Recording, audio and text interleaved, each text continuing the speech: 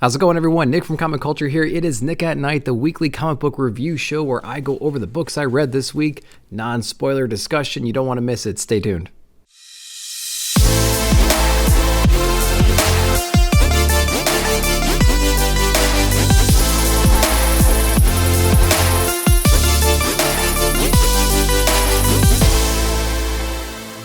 All right, welcome back to Nick at Night. We're going to start over in the big two like we always do. We're going to start with Marvel. We're going in the XDeaths of Wolverine, issue number 1 from Benjamin Percy and Vincentini.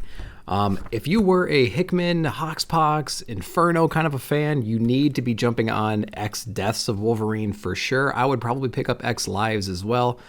XDeaths is a little bit more straightforward. It's like a direct next issue to Inferno in a way. We tag on to Moira here. We're going to see where she goes after she goes through the little Crowan gate right there. She's got a lot of people on her. It's like a Jason Bourne hiding, disguise, runaway kind of an issue, all with Moira right in the center of it all. Beautiful art.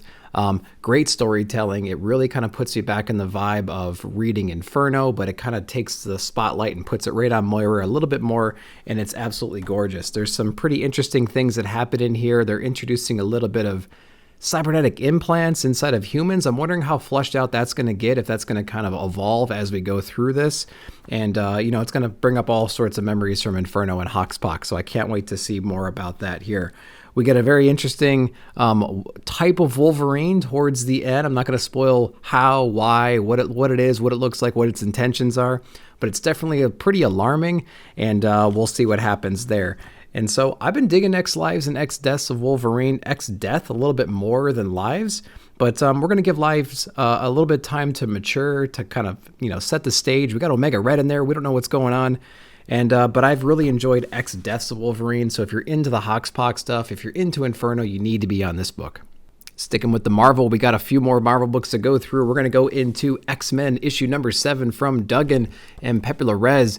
Another fire book. I really enjoyed issue number 6. I like the human race kind of colonizing the moon off of Mars, just to kind of get a foothold out there. I love evil Elon Musk. I keep calling him that because that's pretty much who he is, guys. That's pretty much who he is.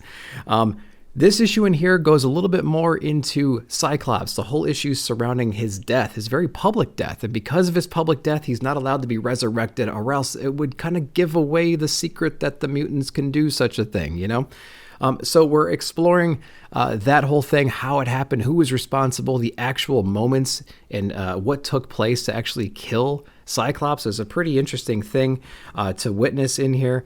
And we do get a little bit of backstory about maybe who's involved and who kind of set it all up, which I thought was pretty cool. The artwork is what you would expect from this artist right here. The colors are absolutely beautiful. The line work is great. I really like the way that he draws characters and just their facial expressions and the perspectives and everything else. The coloring is like the perfect little match. There's like this radiance to it that's absolutely gorgeous.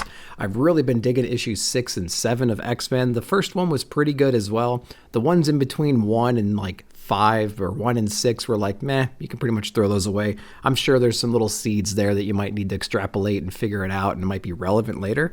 But issue 1, 6, and 7 have been absolutely fire. Number 7, great book. You need to be on this one too. Moving over to Thor, we have issue 21, Donny Cates and Nick Klein. Nick Klein on the art, man. It's really, really interesting. I really like it a lot. It's very detailed. I just love the dust and the debris and the coloring and the line work that he has in here. The facial expressions are great. But I gotta say, I'm not a big fan of this God of Hammer manifestation, this lightning female-ish type character that Mjolnir's turned into. Now we do get an explanation of what it actually is. It's actually a combination of some really, really old evils that we've dealt with in the past, specifically Jane Foster's dealt with in the past, but Odin and Thor as well. So if you're kind of a deep cut guy, you like your Jane Foster runs, you're interested in what's going on, or interested in what was happening with her and her battles back in the day, you're going to have a little bit of a parade right here when you kind of see who's kind of the bad villain in this thing. It's a mixture of a couple different things. And so that was a little bit surprising, but Donny Cates likes to do that. He likes to play with the lore, which is great. And guys like me who are relatively new, it gives us an excuse to go into Google real quick and type in some stuff and read some articles, or pull out some old issues or something like that and kind of get caught up on some classic stories. So I do appreciate the deep cuts once in a while, but You might be a little lost if you're a new reader as to the very end of this book right here. It's going to cause you to do a little bit of research, but then once you do, I think you're going to you'll get an understanding of the gravity of this situation. So pretty interesting. The last couple issues have been really, really good. Everything leading up to this, like the last 5 or 6 issues leading up, has been pretty crap, I thought. But this one's definitely picking it up. I think the last issue made me a little bit more excited, maybe even the issue before then. But the last few have been pretty good. It's definitely on the uptick, so keep an eye out for Thor. Going into some Devil's Reign, we have the main event. Devil's Reign, issue number 3 from Chip Zdarsky and Kaketto on the art. So again, this is kind of similar to like a Civil War type scenario. We have Wilson Fisk kind of putting in the law right now that all masks are banned, they're illegal. He's got his own villains for hire squad going around, Crossbones and Shocker, all these people, Taskmaster going around gathering up all these masks, and they're pretty much locking everybody up. The police hate everybody. Of course, half the town is crooked. We have Luke Cage here kind of running for mayor against him. He's got a small little party of people that he's got a gathering of crowds of sorts, and we have Foggy Nelson kind of backing him from the legal perspective because Luke Cage is technically not a mask, but he's a hero, and he's resisting being taken in, so there's some legality there that he has to overcome. We have some really cool Fantastic Four appearances in here. We have Ben Grimm. We have Johnny Storm kind of coming in and saving the Spider-Man from his police interrogation, which I thought was pretty cool in this book. We have a lot more about the Purple Man, about how his powers were used to kind of manipulate the crowd, trying to make sure that Wilson actually wins this election coming up. It's not enough for him to lock up all the heroes, but he has to manipulate the actual population to kind of push things his way, which I think is pretty cool. We explore others that might have that kind of an ability that are kind of related to the Purple Man, which I thought was cool. I learned that in this book, that there's such people. And we have our heroes making the decision to kind of strike first, hard and heavy, and it doesn't quite go according to plan. So if you read the Superior 4 little Devil's Reign tie-in from a couple weeks ago, you're going to get a little bit of an appearance in there in a big battle. And I'm trying to kind of dissect what's all going on. It kind of happened real fast. It was like a surprise kind of an attack. And I'm trying to figure out the ramifications of that. And I don't quite understand everything that happened in it, but it was still interesting. I do like the series. I think this issue was a little bit weaker, but it had its moments for sure. But I really dug issue number 1 and 2. This is issue 3 of 6. We got a few more to go. We're going to keep reading it. All right, I picked this one up just for the cover swipe because J. Scott Campbell hasn't put out anything that I can remember, like a regular cover or a variant cover that's non-incentive in a very long time. I feel like it has been maybe since the fall since he did. He put out a cover for Mary Jane and Black Cat because that's what he does best, that type of art. And so I went ahead and picked it up, and then Brandon told me I should read it.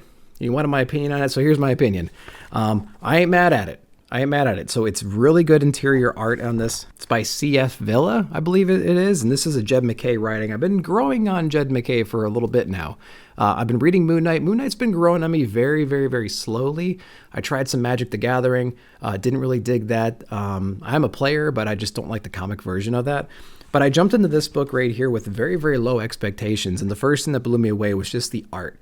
The art is absolutely gorgeous in this. I like the banter between Black Cat and Mary Jane. It reminds me of like Yelena, I believe it was, and Hawkeye, Kate Bishop in the Hawkeye Disney Plus series. They have like this banter back and forth. It's like a playful, aggressive, sarcastic banter between the two of them. They definitely have that in this book. They're always trying to like one up each other. It's like they hate each other in the beginning and they're like best friends at the end. They have to go on this big heist. Peter's kind of in trouble. They're being blackmailed.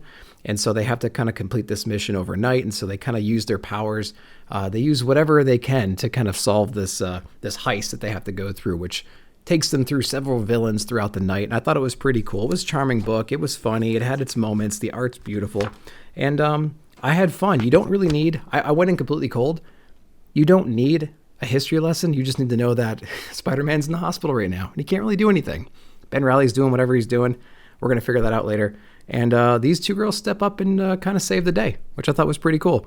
And so, yeah, I ain't mad at it. Black Cat, Mary Jane, issue number 1. It's kind of like a one-off. You don't need to know anything going in, and then you can put it down. It's actually a whole complete story in one issue. That's it for Marvel. We're going to hop over to DC.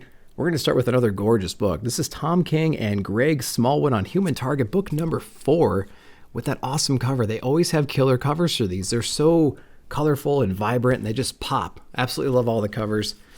Again, Greg Smallwood completely knocking it out of the park. He's got this weird like lighting effect. Light hits the characters very, very purposefully, and it's just gorgeous the way that he does it. The shadows play an important role in this, I think. So basically, we have our human target here. He was poisoned while impersonating Lex Luthor. He took a bullet at during an assassination attempt, during like a presentation, something like that. But in the background, he was actually poisoned before this, and he's trying to figure out who did it. The kind of poison and the signature they got from that poison was from a certain Justice League of America. And so he's kind of narrowing it down to those folks who did it. So he's spending each day kind of teaming up and talking and having conversations with each different member. He met with Guy Gardner. He met with Booster Gold. He's meeting with Blue Beetle here. And Ice is kind of tagged along right now. And he's kind of falling for Ice.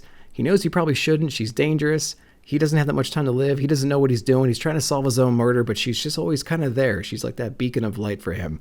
So I've been loving watching that relationship grow and evolve over time, and it really it kind of reaches its max here towards the very end. Get your cold showers ready. Very, very cool book. Absolutely gorgeous. Love Tom King's writing in this. I've already talked about the art. It's breathtaking. Human Target number 4. It's pretty much a must read in my opinion.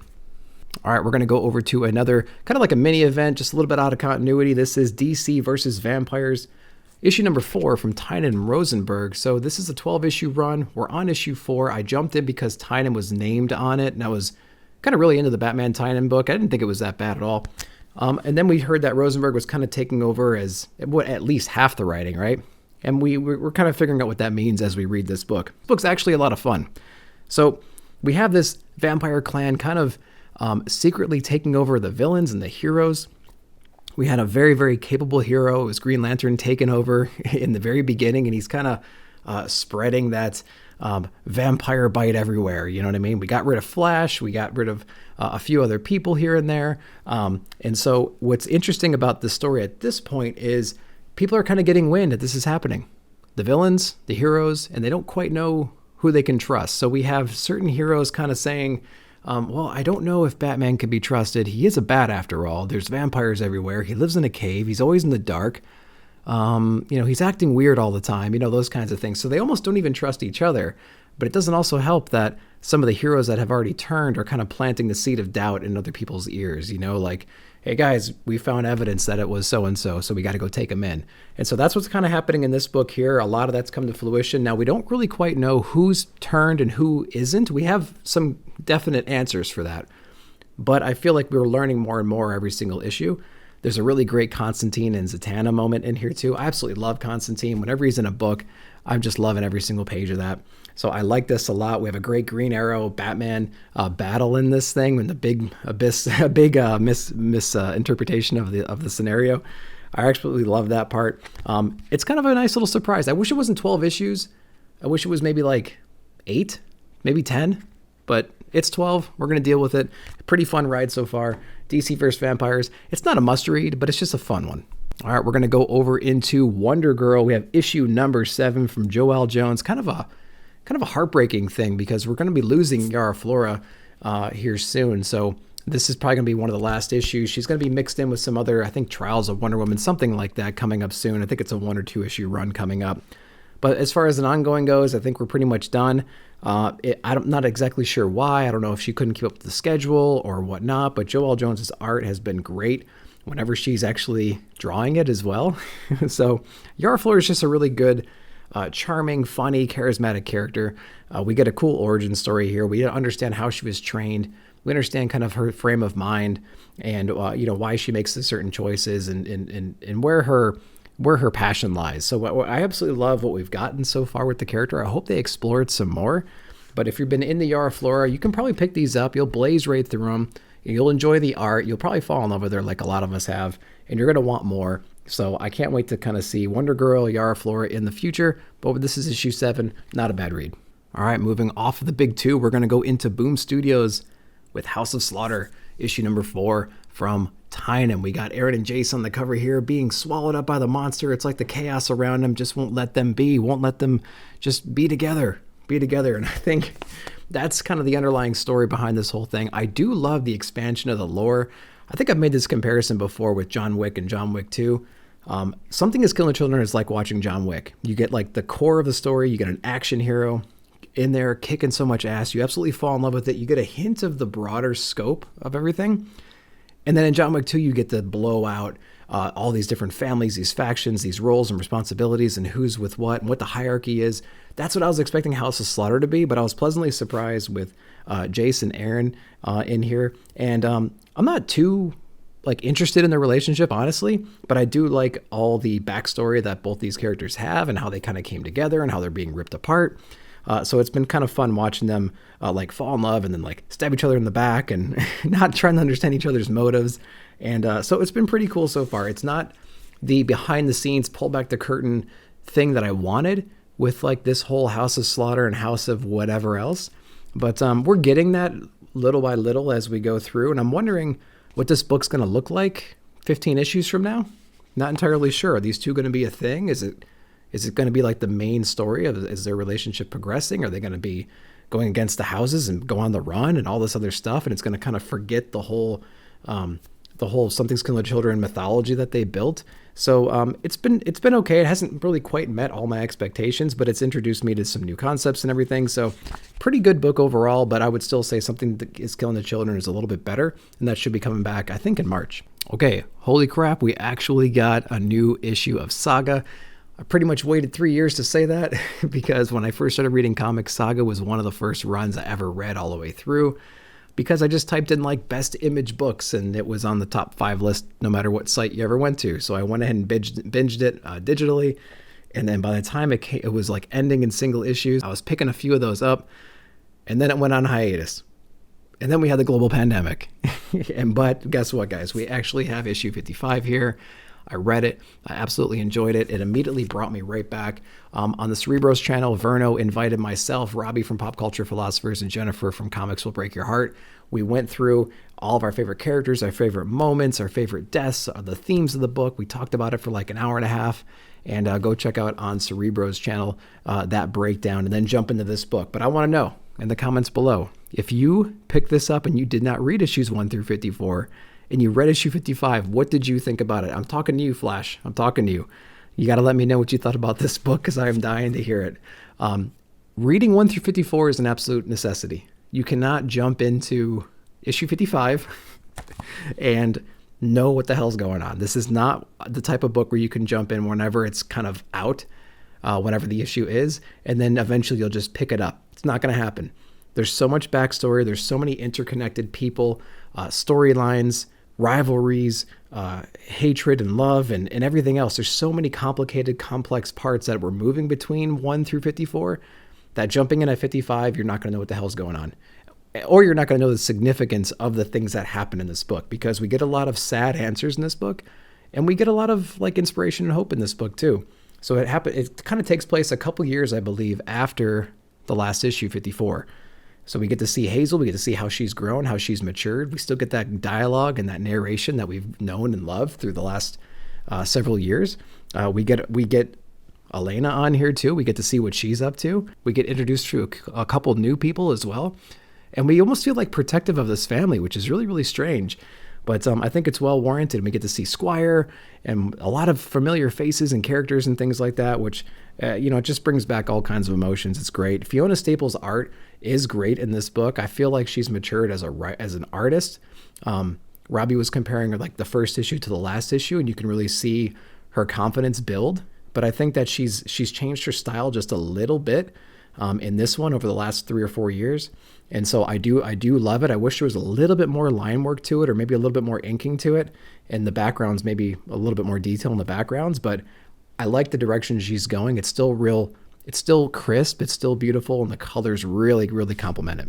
Of course, there's elements in every kind of Saga issue that we've kind of come to know, and so it does not shy away from any of those elements in this issue either. It's pretty much a double-sized issue for $2.99. I believe the next issue is $2.99 as well. If you're not on Saga, please go on eBay, get you your compendiums, get your hardcovers, get your trade paperbacks. You can collect all 9 of the small ones for like less than $60, $75, something like that.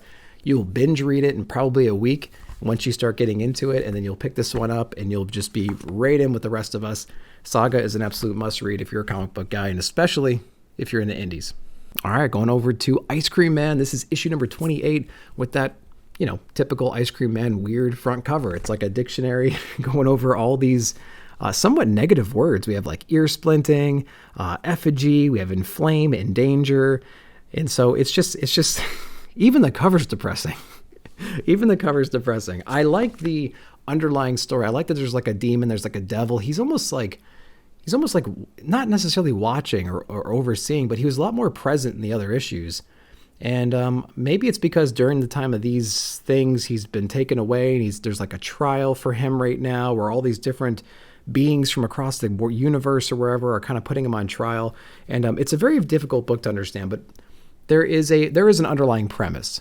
But it's about all these different unique people around the world that are not quite connected, but some themes are repeated in these books. And it's about their shitty lives, basically. It's about them not being happy, not being satisfied, focusing on the wrong things. Obviously not paying attention to certain aspects of their life, watching the degeneration of themselves, of their surroundings, of their families. And it's just story after story after story after story about these very depressing people with tragic endings, typically, at the end. There's always some kind of big moral or some kind of lesson or some kind of revelation you're supposed to have, but I don't think it ever really hits me impactfully. Like I don't come out of these books thinking like, yeah, I really grew as a person after reading this issue. I'm so glad about that one.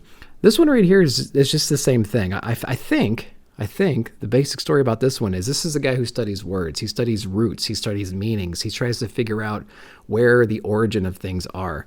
And he kind of takes that way too literally. He wants to travel around the world and find what was like the first word. What was the origin of all language, right? And so he goes around, he tries to find this old wise man, and he ends up maybe focusing on the wrong things. His whole life around him deteriorates. He loses his wife. He loses his kid. He's not focusing on everything. Turns out he's being manipulated, and then he has a very tragic ending at the end. So I don't really know what to make of these books.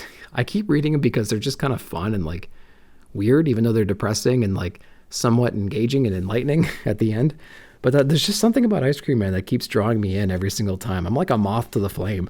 I just can't help it. So this is just another good one. I'm waiting for like the underlying story to develop a little bit more, but we're freaking 28 issues in. I don't think we're gonna get any like.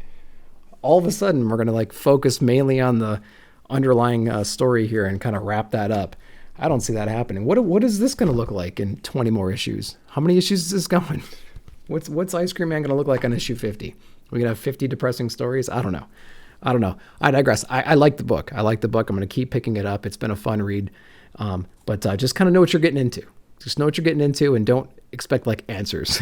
Okay. All right. We're going over to Stray Dogs Dog Days issue number 2. Tony Fleece, Trish Forrester Simpson, and Tone Rodriguez. That's a bunch of people on this thing. There's probably going to be 4,000 covers for this thing, like every other Stray Dogs book there is. So volume 2 is basically the pre-story, or it's the lead up to volume 1. Who these dogs are, maybe what their owners were kind of about, how the guy tracked the women down, how he found the dogs, short conversations with the dogs whenever new ones are introduced.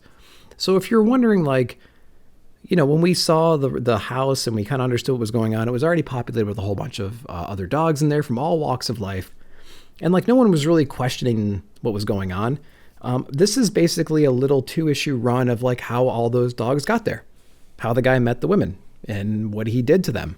And so there's a little bit of closure in this issue, which was good. It might not have been needed because I feel like we got enough closure in volume number 1, and this was kind of just like, yeah, here's just one more little thing. Here you go. You can take that and maybe feel good about yourself. It's like, okay, that was fine. I don't know what to make of volume 2. I enjoyed it. The art's really, really cool. I don't think we asked for an origin story, and there's really nothing you could do after this because we solved the problem in the first run. And the first volume is probably one of the best books or best volumes you'll read of last year for sure. It made my top 5, so definitely check out volume 1. If you really, really loved volume 1, like I did and like most people did, check out volume 2. But just kind of know that it's not going to really do anything but kind of cement your feelings for volume 1 and kind of give you a little bit more context and story behind all these different dogs. And yeah, I don't think it was needed, but it was nice to have. It was nice to have. So Dog Days Volume 2, issue number 2, not a bad read if you really loved Volume 1. And then our last book is actually from Xenoscope. I don't think I've ever bought a Xenoscope book, but I read the synopsis, I looked at the cover, I saw the art, it was pretty cool. This is All Guts, No Glory, 36 pages of content, issue 1 of 3. So I went ahead and got this one because the synopsis is basically like a zombie strike team cleanup crew gone bad. And I was like, hell yeah, let's get into it. So it's from a creative team. I'm not going to try to pronounce any of their names because I just can't do it. So basically we have a strike team that takes on demons. So far they're taking on zombies and vampires and things like that. It's your typical, like, every kind of personality strike team, 4 or 5, 6 people deep. You have like the jock guy smoking a cigarette and he's like right in the zombie's face and taunting him. You got like the boss lady who's like bossing everybody around, telling people not to be jerks and just take care of the business. We got the scared new guy in the corner. You know the drill. It's just like every movie with like a strike team like that. So basically you have those guys coming in, taking care of business, bodies everywhere, guts laying all over the place. They're on their way out as the cleanup crew's walking in. And of course they like look down on them and they're the pieces of crap, you know what I mean? And then the young new guy in the cleanup team is admiring them. And, oh, I wish I was one of those guys. And then the other guy in the cleanup team's like the veteran that can say, kid, you don't want any part of that. You just want this. It's easy money. Clean up the guts, go home, live your life kind of thing. Well, all hell kind of breaks loose and they get themselves in a hell of a situation when they actually find one of the monsters is not dead yet and they make the wrong call, or maybe the right call. We'll see. And they actually keep them alive to try to help them. So the strike team is not impressed. So it's a very cool book. I feel like there's a lot more behind it. The dialogue is interesting. I do like the little sub-story about the kid who's on this cleanup team, and he's kind of like lying to his parents about what he does just so he can get a job. And he's got like his mom's dating the guidance counselor. And there's just like enough backstory and things that are not part of the main plot to keep things interested and to like develop the character a little bit more. Otherwise you wouldn't have all this context and you wouldn't really know what his feelings are and things like that. They did a really good job of balancing his real life with the action in this. The art is really cool. Of course, it's extremely gory. It's got like a Spider-Man Peter Parker kind of vibe to it. And I just really enjoyed it. It was a book that I just really had no high expectations for. And then I got done reading it. I'm like, this is actually pretty good. It was kind of like Black Cat and Mary Jane, or, some books like that. So All Guts, No Glory, kind of a little sleeper hit. I really had a lot of fun with it. I'd recommend at least flipping through it at the comic book shop, picking it up. It's only 3 issues. It's not that big of a thing to do. So go ahead and pick it up. Not a big commitment. Pretty cool book. So there you go. Well, guys, that's what I picked up and that's what I thought about it. If you have any comments about anything I went over, let me know down below in the comments section. Like, subscribe, share, hit that bell notification for future videos. Let me know what your favorite books of the week were. I'm really interested to hear that. Let's continue it down in the comments.